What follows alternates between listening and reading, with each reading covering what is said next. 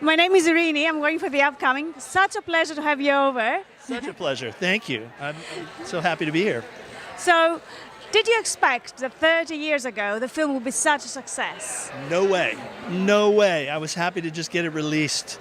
And in fact, Roger Ebert and Gene Siskel, the great Chicago film critics, discovered it and said, we love this movie.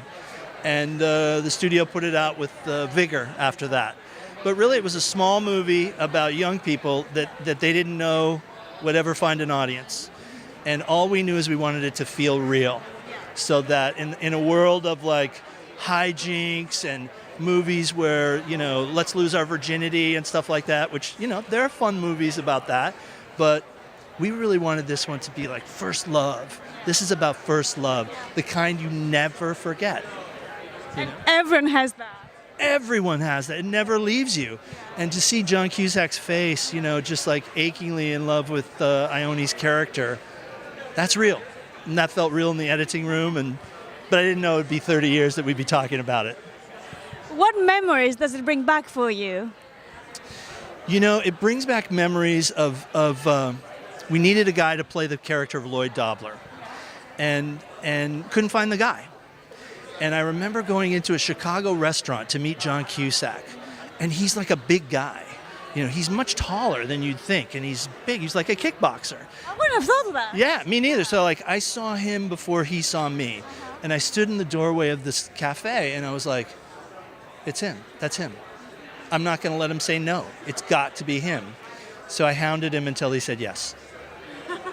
How did you convince him? I didn't give up.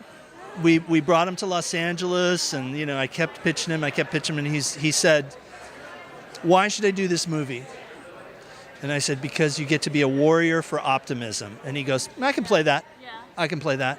I'll wear my Clash shirt, and we'll do this." Exactly, and that's kind of the theme as well. I totally get that. Yeah. No, he brought a real brute force to it. It was beautiful. Very nice. What are you working on now? Is there any feature films or that you could say something about them? Yeah, we're going to do a new movie in the fall, which I've written, which I'm really happy about. And but before that, Almost Famous for the stage. It opens as a play in San Diego in September. So yeah, I've been having so much fun.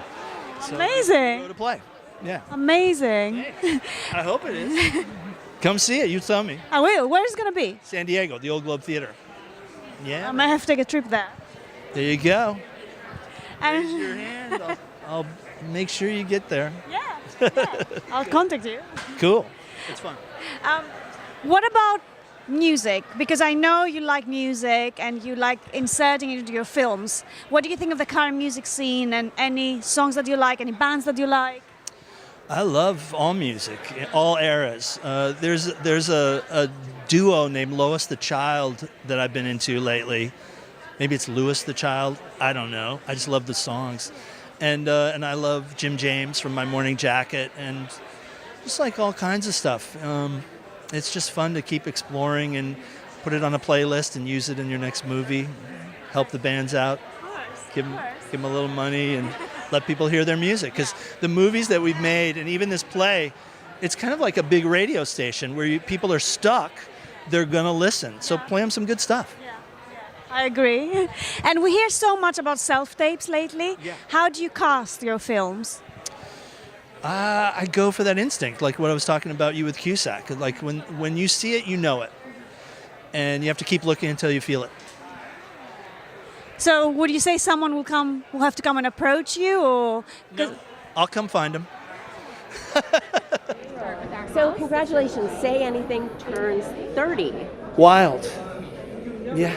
What can I say? I mean, lightning in a bottle with this film. What is it about this film, do you think? Boy, it was there's a lot of people coming together to tell a story about first love, which, I don't know, it was like a simple goal that we wanted to make as rich as possible and where we honor our leading lady, you know, so it's a romantic comedy for guys about honoring women. That's what it is to me. And did you, I mean, when you're making the film, you're obviously not thinking, oh, what's longevity going to be? But did you ever, when the film was finished and you saw the way it was received, did you ever think it would, you know, still 30 years later capture people's hearts the way it does? I didn't. I knew that there were moments in it that mattered to me. And I guess since it was my first movie as a director, I kind of felt like, well, is this going to communicate to other people? But what that movie kind of taught me gloriously was when you feel it deep inside, other people might too. They are smart as you could ever dream them to be, and they get what you wanted to say. And to have the film recognized here at the Tribeca Film Festival to celebrate its role in pop culture and its role in filmmaking, what does that mean to you? I can't believe that people still reference the movie.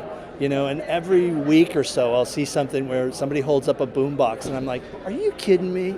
Really? Thank you.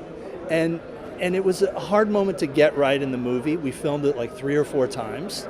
And the last version that's in the movie was filmed in the last 20 minutes of light on the last day when we had to film. It was a squeaker. But we got it. The cinematographer, Laszlo Kovacs, was a genius guy, and he was like, we have 20 minutes. Let's run across the street. I found a place in this park. He will hold up the boombox. Let's get this scene right. And we did. Wonderful. And then to have it here at Tribeca? I love Tribeca, and I've loved Jane Rosenthal's work, and I love Paula Weinstein's work, and I just love the festival. So when they reached out and said, well, maybe honor say anything, I was like, thank you.